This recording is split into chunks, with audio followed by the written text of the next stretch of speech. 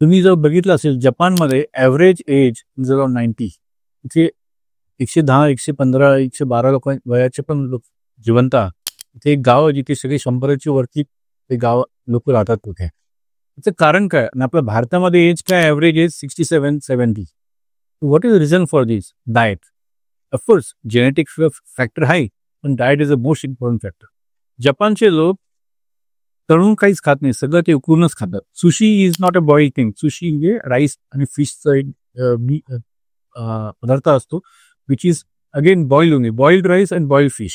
They eat more of boiled rice and boiled fish. यातू पार boiled rice खातात ते. आपण पॉलिश राईस खातो, आपण सगळं तळून खातो. तर म्हणून तुम्ही जर जपानशी कम्पेअर केलं तर तुम्हाला लक्षात येईल diet is a most important factor. म्हणून आपल्या डाएटमध्ये आपण काय खाल्लं पाहिजे त्याच्याबद्दल आपण बोलू. चपातीचं प्रमाण, गव्हाचं प्रमाण कमी करा. चपाती खूप कमी.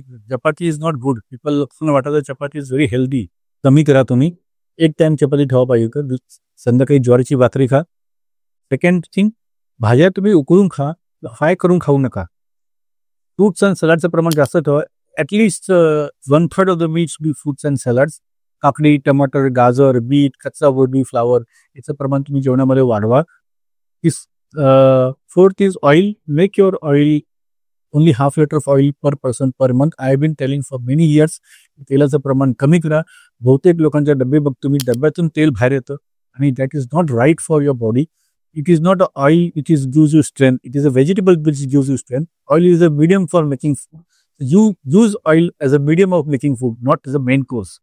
So make sure you are using only half a liter of oil per person per month. That is the most important thing.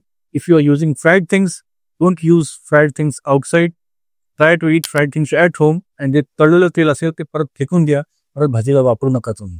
दुधाचे पदार्थ याचं प्रमाण कमी करा. म्हणजे पेढे, बर्फी, मावा हे सगळं, केक याचं प्रमाण, डेअरी प्रोडक्ट्स याचं प्रमाण सिग्निफिकंटली कमी करा.